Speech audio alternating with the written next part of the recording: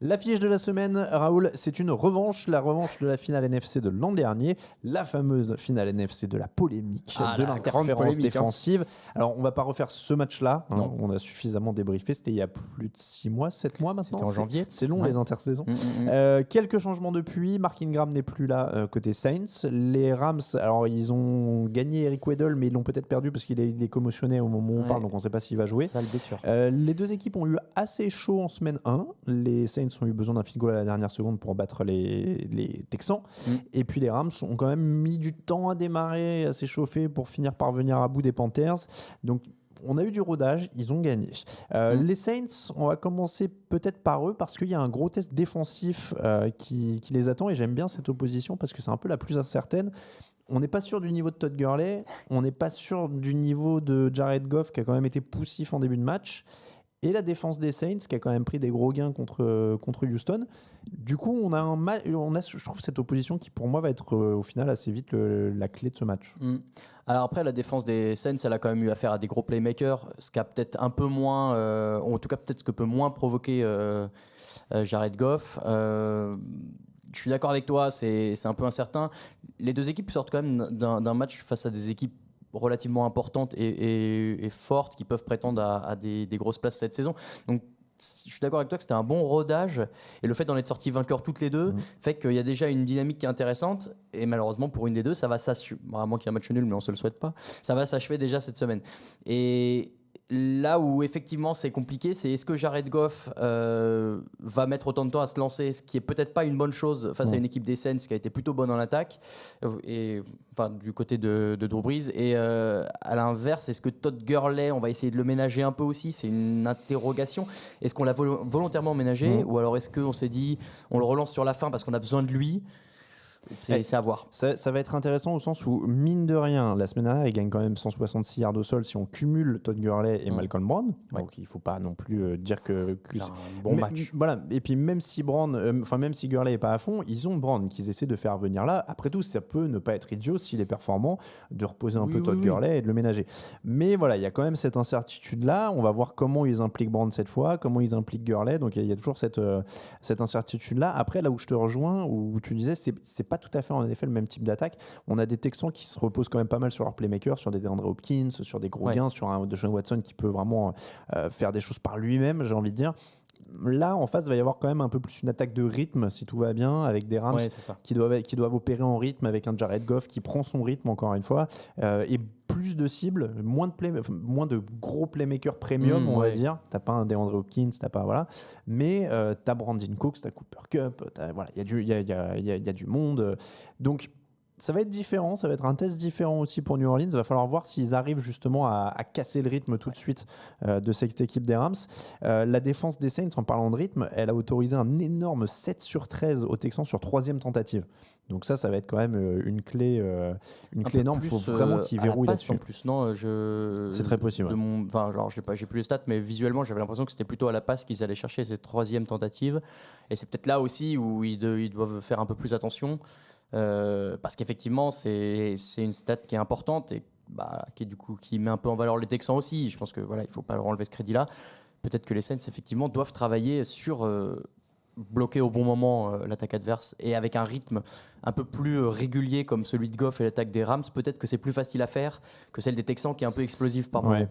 Ça va être vraiment le test parce que encore une fois ça peut être tout ou rien en fait. Ça peut être soit ils se font emporter dans ce rythme-là des Rams et ils n'arrivent pas à les stopper sur 3e tentative non plus. Mais ça va être intéressant. Après les Saints ont quand même 6 sacs sur le premier match. Alors évidemment la ligne de Houston a été en grande difficulté, mais c'est quand même 6 sacs. Il faut aller les chercher. C'est du coup la défense qui a le plus de sacs après une semaine. Et du coup ça va être aussi un point à surveiller. Il n'y a pas une autre équipe qui a eu 6 sacs? Alors, en tout cas, Watson est le quarterback le plus saqué. Donc, moi, j'ai transvasé comme ça. Donc, 6 sacs pour New Orleans. Je disais, pour les Rams, ça va être un bon test aussi. Ils ont perdu Roger Saffold pendant l'intersaison, même s'ils ont toujours une bonne ligne. Voilà. Mais c'est pareil, ça va être à surveiller. C'est une bonne ligne aussi. La ligne est très bonne pour ouvrir des brèches pour la course. En protection de Jared Goff, c'est peut-être un tout petit peu moins. En pass pro, comme disent les experts, en pass protection, c'est peut-être un tout petit peu moins évident. Donc à voir. Effectivement, la défense des Saints aussi arrive sur cette bonne dynamique. Est-ce que c'est parce que la défense des Texans était nulle?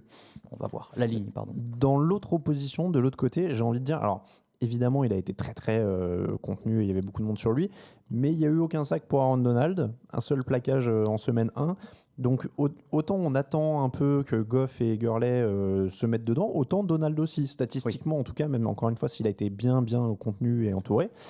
Et mine de rien, les Saints ont bien contenu JJ Watt, puisqu'ils lui ont forcé son premier match sans statistiques en carrière. Ouais. Donc s'ils arrivent à tenir Aaron Donald de la même manière, il va falloir voir qui chez les Rams peut prendre le relais. Parce que chez les Texans, Whitney Mercilus du coup a eu un gros match. À voir chez les Rams qui peut prendre le relais d'un Donald qui serait pris en double team à chaque fois par 2 joueurs en face. C'est ce qui a bien marché pour Watt. Alors tu as Dante Fowler qui a 2 sacs la semaine dernière, Clay Matthews qui a 1. De toute façon, clairement, c'est obligatoirement un bon match de ces deux-là qui est nécessaire. Oui, je suis d'accord avec toi. Et Clay Matthews, ça fait longtemps qu'on l'a plus vu à un haut niveau comme il l'avait chez les Packers, mais peut-être que c'est l'occasion pour lui de montrer un peu qu'il n'a pas trop perdu. Dante Fowler aussi, t'as raison.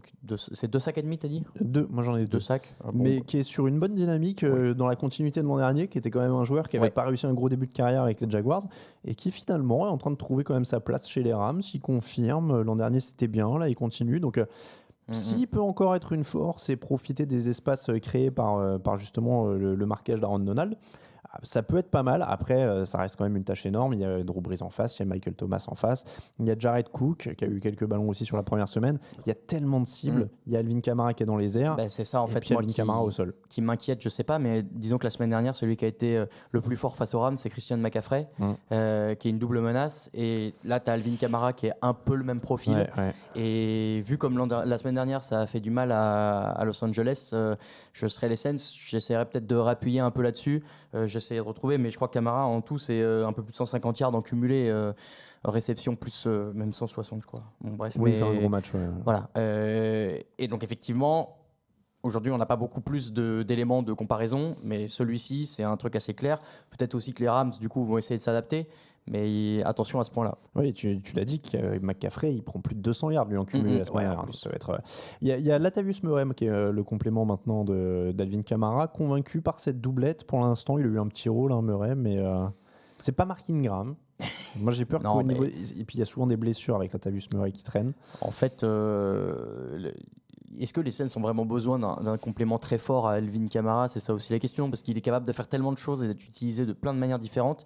Alors, c'est pas Taysom Hill non plus, mais même ça finalement un running back ok derrière, un peu pour des petits gains de troisième tentative. Pour les basses besognes. Ouais, un peu pour le tout venant, quoi. Non, mais sans rien lui ôter, c'est vrai que on lui demandera peut-être pas la même créativité qu'on demande à Kamara. Et tu vois, je citais Taysom Hill, c'est vrai que les Saints ont aussi cette capacité de créer un peu un truc bizarre d'un coup, en le mettant quarterback, en le mettant receiver, en le mettant où tu veux. Et là aussi, est-ce que les Rams ont de quoi contrer ce genre de petite folie? Pas évident à voir. Au moins 30 points pour les deux équipes dans leur premier match, donc ça sent quand même un match qui pourrait être offensif, même s'il y a des qualités en défense. Mais il y avait des qualités en défense aussi, en face les Texans et les Panthers. Je crois que c'est typiquement le match tout ou rien. C'est ces matchs qui peuvent monter à 40 points ou alors ça galère en début de match, il n'y a pas de rythme et on se retrouve sur un truc au raccro avec un field goal à la fin. Pronostic. Et ben moi j'y vais plutôt avec les Saints, que je trouve plus complet. J'y vais avec les Saints aussi, parce qu'en effet je les trouve plus complets. Il y a plus de certitude, j'attends d'avoir un peu plus de certitude sur... Ils ont été plus forts peut-être dans le mental et la fin de match, alors qu'en face on leur a proposé un truc très innovant, là où les Panthers ont peut-être un peu craqué tout seuls et ont laissé les Rams revenir. Voilà donc pour les pronostics de l'affiche de la semaine, on passe aux autres pronostics.